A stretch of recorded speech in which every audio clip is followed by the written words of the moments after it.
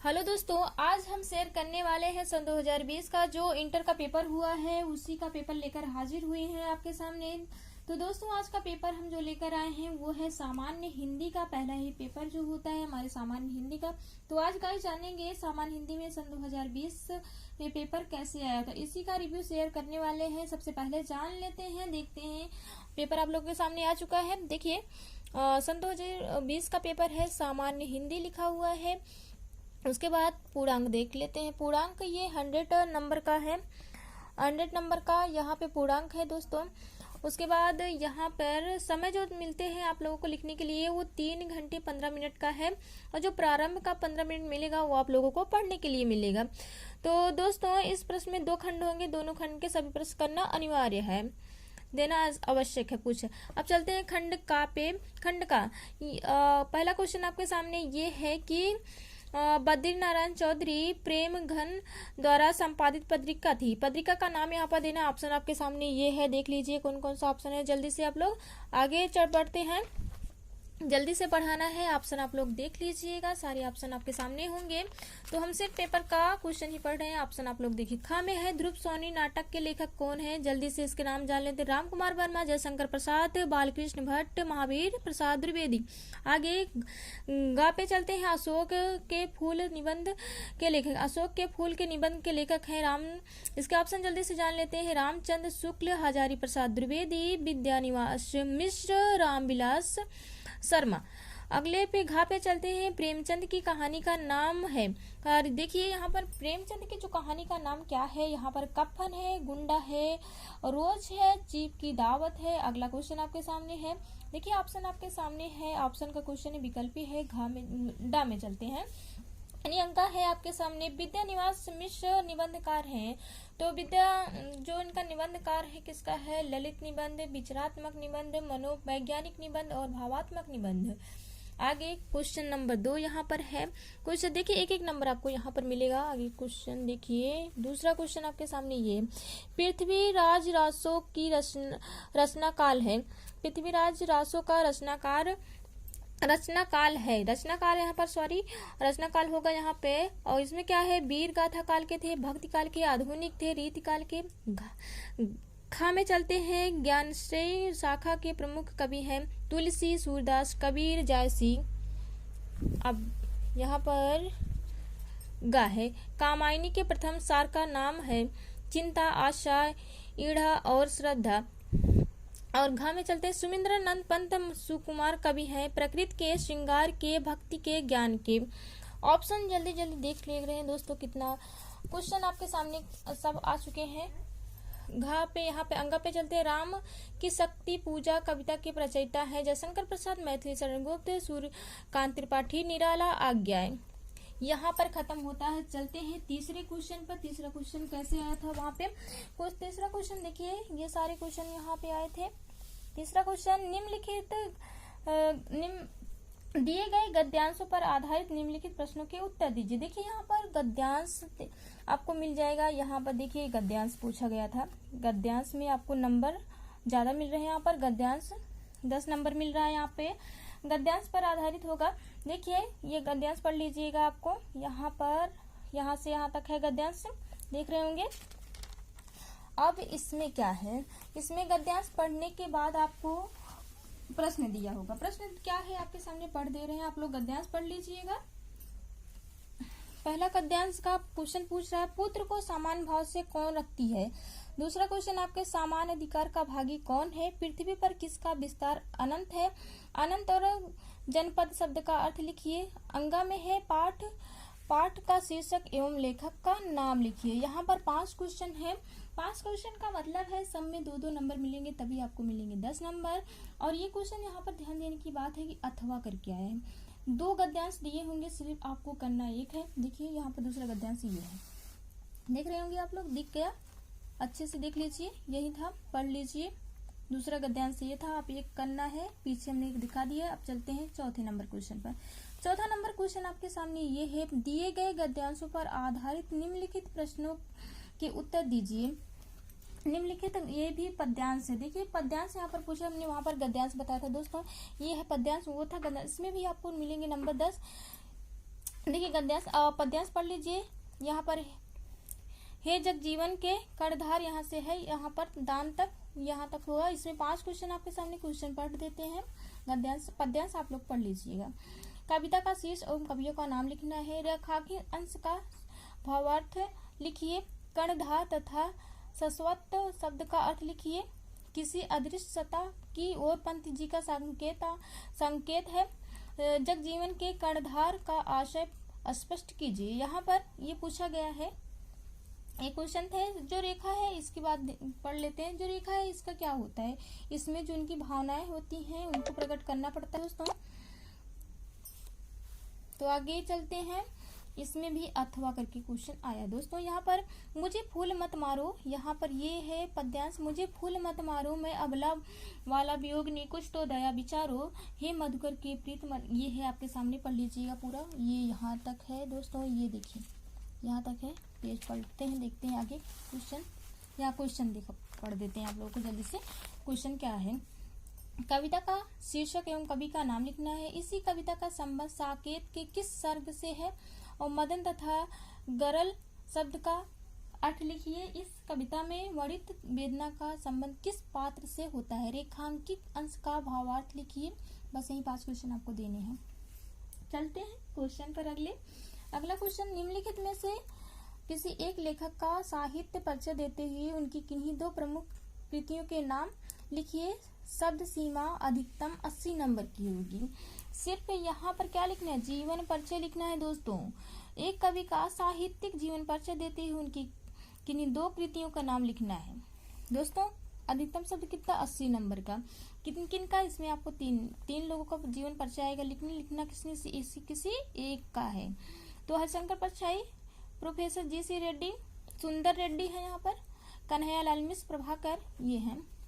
आगे देखते हैं क्वेश्चन घ में है खा में, निम्नलिखित में से किसी एक कवि का साहित्य परिचय देते हुए उनकी प्रमुख रचनाओं का उल्लेख कीजिए। सीमा जो है शब्द की वो 80 है। किस किस का दिया गया है, जयशंकर प्रसाद, महादेवी वर्मा, रामधारी दिनकर। तो आगे 6वें क्वेश्चन पर चलते हैं दोस्तों। ये आप लोगों को दिखा नहीं होगा मैंने जो बोला, अब देख लीजिए। पेपर है 6ठा, बहादुर अथवा ध्रुव यात्रा कहानी की कथा वस्तु का सार लिखिए।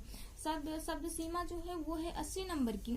देखिए इसमें कहानी लिखना पड़ता है, या तो बहादुर का लिख दीजिए या ध्रुव यात्रा का लिख दीजिए। किसी एक अथवा दे दिया जहाँ पर दोस्तों, इस बात का ध्यान। अथवा का मतलब होता है या तो बहादुर का लिखिए या ध्रुव यात्रा का लिखिए। चलिए आगे बढ़ते हैं। ये है, इसमें क्या है, स्वपठित खंड काव्य के आधार पर किसी एक खंड के प्रश्न का उत्तर दीजिए। शब्द सीमा 80 नंबर। देखिए इसमें क्या है कि ये मंडल वाइज होता है, जिले पर यानी मंडल पर होता है। जो उस मंडल में आपका जिला आता होगा उस मंडल में कौन सी स्वपठित खंड काव्य चलती है उसी पर आप लोगों को लिखना है। देखिए यहाँ पर ये देखिए श्रवण का है, ये जो भी देख रहे होंगे आप लोगों का, जो भी सत्य की जीत है, यहाँ पर देख रहे हैं सत्य की जीत है। और उसके बाद ये यहाँ तक है, 4 तक।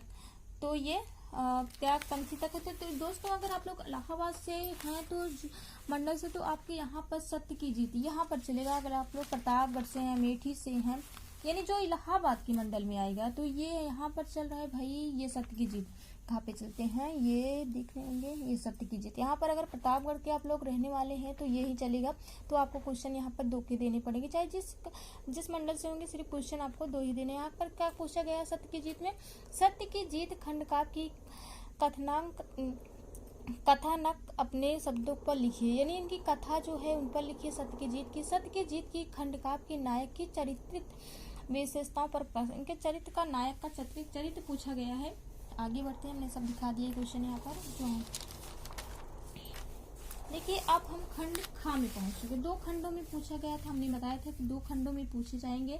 खंड खा में पहुंचे हैं। खंड खा का मतलब है जो संस्कृत परिचय क्या होती है, हमारी जो संस्कृति होती है उसी के बारे में जो संस्कृत के क्वेश्चन आते हैं वो क्वेश्चन है दोस्तों। संस्कृत को क्वेश्चन देख रहे होंगे, खंड खा में है क्या है, दिए गए संस्कृत गद्यांशों में किसी एक का संदर्भ सहित हिंदी में अनुवाद दीजिए। 7 नंबर मिलेंगे यहाँ दोस्तों। नंबर आप लोग देखते चलिएगा, कहीं कहीं हम भूल जा रहे हैं। तो देखिए यही आपके सामने गद्यांश दिए गए, यहाँ से यहाँ तक गद्यांश है। अथवा करके आया है, 2 गद्यांश पूछेगा आपको। देख रहे होंगे यहाँ पर 2 गद्यांश है, तो सिर्फ क्वेश्चन आपको एक करने हैं दोस्तों। पहला है खा और दूसरा अथवा करके आया है, तो इसको करिए या तो इसको करिए, दोनों के लिए नंबर मिलेंगे आपको 7। अब खा पे चलते हैं। इसने क्या पूछा है, खा पे दिए गए श्लोक में किसी एक का संदर्भ हिंदी में अनुवाद लिखिए, यानी ये श्लोक दिए गए हैं, किसी एक का अथवा करके पूछा है, तो एक का अनुवाद आपको करना है, संदर्भ सहित करना है। तो यहाँ पर ये पहला है, ये दूसरा है, किसी एक का करना है दोस्तों। आप लोग दिख रहा होगा, नहीं दिखा तो देख लीजिए, ये श्लोक है पहला और दूसरा श्लोक, किसी एक का करना है, इसमें आपको नंबर सेम मिलेंगे 7।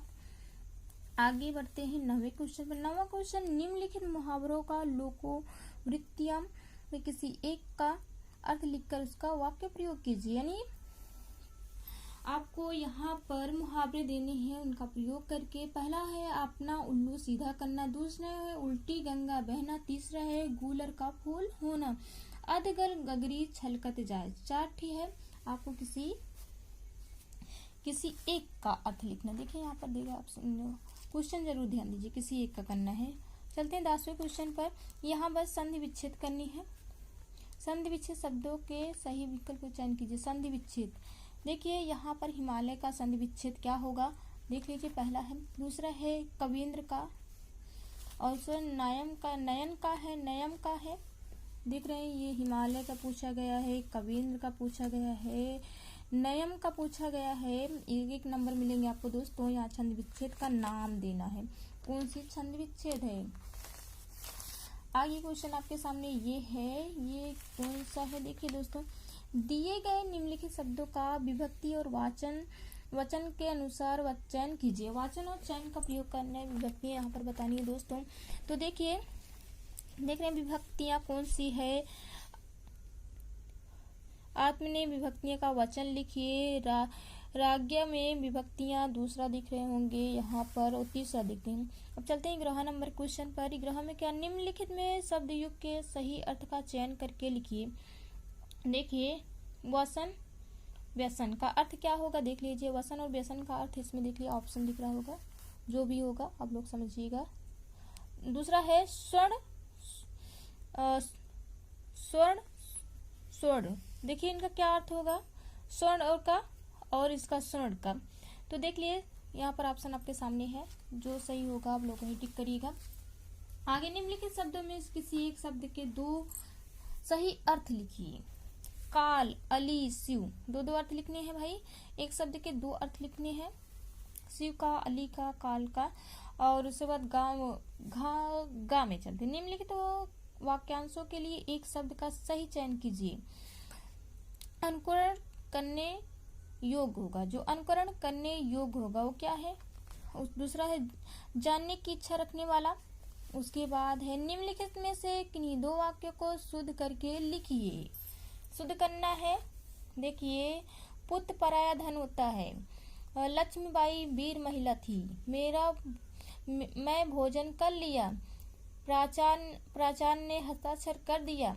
जो भी सही हो वही टिक करिएगा, वही लिखिएगा। 12वां क्वेश्चन आपके सामने ये है, वियोग श्रृंगार करुण रस का लक्षण लिखिए। या तो वियोग का करिए या तो करुण का, सिर्फ एक का करना है दोस्तों। यहाँ पर अथवा दे दिया है बीच का, तो दोस्तों यहाँ पर करुण का करिए या तो वियोग का करिए, उदाहरण सहित आपको देना है। अब नंबर आपको यहाँ पर 2 नंबर मिलेंगे दोस्तों। फिर खा में चलते, उपमा तथा यमक अलंकार की परिभाषा दीजिए, इसमें 2 नंबर मिलेंगे आपको।